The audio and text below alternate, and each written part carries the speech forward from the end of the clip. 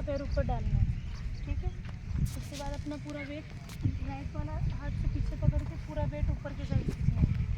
Wait ऊपर खींच के खड़े होकर आराम से पीछे से पैर को घुमा के बैठना है, ठीक है। उसके बाद ब्रेन को इस वाली छोटी वाली अंगुली के बीच से ब्रेन को पकड़ के आराम से ये पोजीशन में, ठीक है। उसके बाद डिस्माउंट होने के लिए दोनों हाथों पे आगे सीट पे वेट, राइट वाला पैर फ्री करना है और पीछे से पैर को घुमाते हुए यहाँ पे लेफ्ट साइड में डिस्माउंट करना है, ठीक है।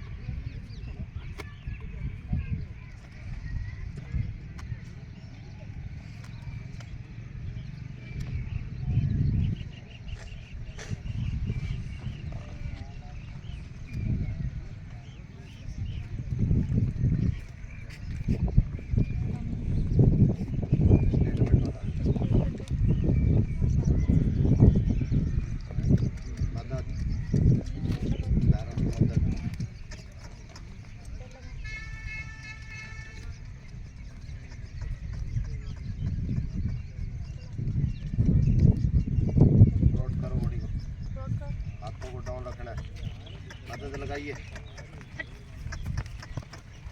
रोड रेजिंग करिए बेटा,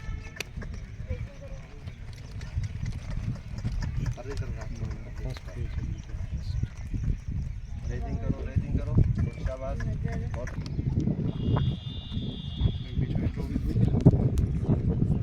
जी। Good morning. जैसे आपने अभी देखा था हमारा जो फर्स्ट फेज़ था बिगनर्स बच्चों के लिए, उसके बाद जब हमारा बच्चे का कॉन्फिडेंस हमारा लैंजिंग के साथ हो जाता है और जब बच्चा कंट्रोलिंग और एड लगाना सीख जाता है, उसके बाद हम उसको फ्री हैंड घोड़े में देते हैं बच्चे को। जैसे आप देख सकते हैं साइड में जो बिगनर्स बच्चा है, उसके बाद सेकंड फेज़ में आता है, उसके बाद घोड़ा इंडिपेंडेंटली वो कंट्रोल करना सीख जाता है।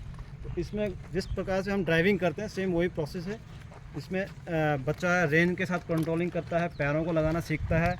जब हमें पता लग जाता है कि बच्चा फुली कंट्रोलिंग कर सकता है तो हम उसको थर्ड फेज़ में डालते हैं। सेकंड फेज़ में जब तक हम बच्चे का कॉन्फिडेंस नहीं देखते हैं कि वो अपने आप ही इस चीज़ को कंट्रोल नहीं कर पाता है, और जब कंट्रोल करना सीख जाता है तो हम उसको फिर उससे थोड़ा और अच्छा घोड़ा दिया जाता है, जिससे वो प्रॉपरली उसको कंट्रोल कर सके। और जो हमारे नेक्स्ट लेवल्स के इवेंट्स होते हैं, जो इक्वेस्ट्रियन के इवेंट्स होते हैं, specialized show jumping, dressage, cross country, tent pegging, तो हम उसके अकॉर्डिंग बच्चे को देखते हैं कि वो बच्चा किस गेम में फ़िट होता है, उसकी राइडिंग, उसका कॉन्फिडेंस, और उस लेवल पे हम उसको वहाँ तक लेके जाते हैं। जितनी हमारी इंस्ट्रक्टर टीम है वो पूरी ही वेल क्वालिफाइड इंस्ट्रक्टर्स हैं। बनस्थली में हमारे पास 68 हॉर्सेज हैं। तो आप अभी जैसे देख रहे हैं कि ये बिल्कुल सेकंड फेज़ का बच्चा है, बिगनर से सेकंड फेज़ में आने के बाद। वो थोड़ा पीछे, जैसे अभी साहब ने बताया था कि फर्स्ट फेज़, सेकंड फेज़, अभी ये थर्ड फेज़ है। थर्ड फेज़ के अंदर बच्चे को जमा हुआ थ्रोट, कैंटर और गलफ, अभी मैं उसी बोर्ड ऑफ कमांड पे काम करवाता हूँ घोड़े को। Number 1 third phase throat without raising, raising के साथ में लंबा दौड़ के चाल को बढ़ाइए। ये हमारा थर्ड फेज़ है। इसमें घोड़े को थ्रोट, कैंटर और बैलेंस,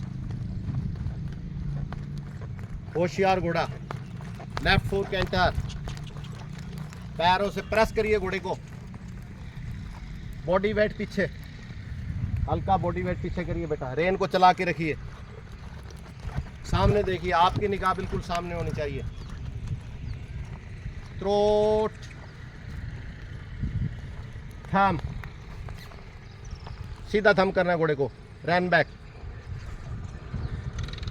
अभी इसके अंदर थम, इसके अंदर आ जाती है बच्चे का, छात्रा का बैलेंस, पैरों की मदद, हाथों की पोजीशन और सीट, जहाँ सैडल में बैठा हुआ है उसकी सीट कैसी है, सीट जमी हुई है या नहीं है, उछल तो नहीं रही।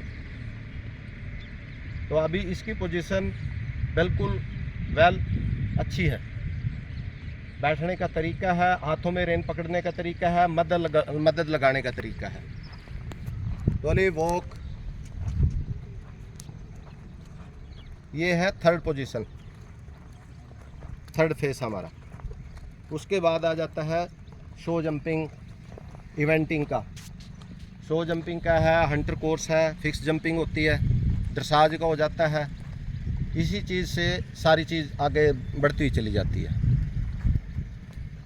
फेज के बाद जब बच्चे का कॉन्फिडेंस हो जाता है, कंट्रोलिंग पावर आ जाती है, उसको हम फिर शो जंपिंग कराते हैं। This is the Olympic event, this is called the show jumping ground. इसमें अलग अलग ऑब्स्टिकल्स होते हैं, आपके इसके नाम से पता लगता है जैसे शो जंपिंग है, तो इसमें अलग अलग ऑब्स्टिकल्स होते हैं घोड़े पे जब जंप करता है।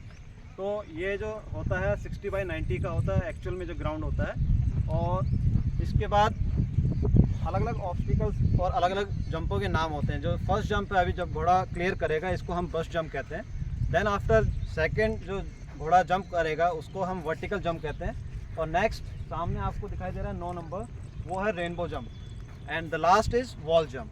तो एक एक करके घोड़ा आएगा, जैसे हम इंस्ट्रक्शन देंगे बच्चों को तो आप देख सकते हैं। चलिए,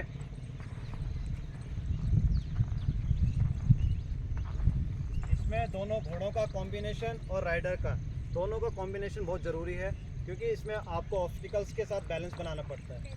तो फर्स्ट जंप के ऊपर आ रहा है घोड़ा और राइडर।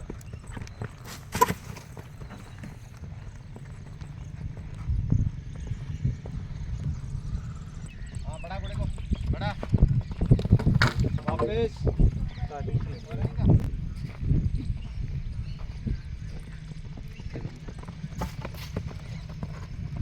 आउटर रेन को लेते हुए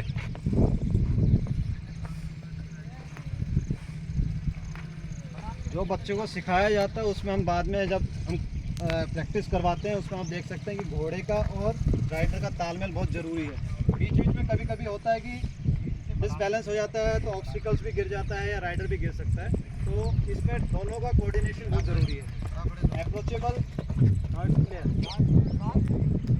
नाउ को हम कहते हैं कैंटर। शो जंपिंग के अंदर रिदम कैंटर होता है 1 and 2 1। तो ये नॉर्मल जो घोड़ा चल रहा है आपको दिख रहा है शो जंपिंग में, शो जंपिंग ग्राउंड के अंदर normal canter, rhythm canter. Rainbow jump, it's very beautiful jump. And now the last one is the wall jump. बड़ा बड़ा घोड़े को गुड। बहुत बढ़िया।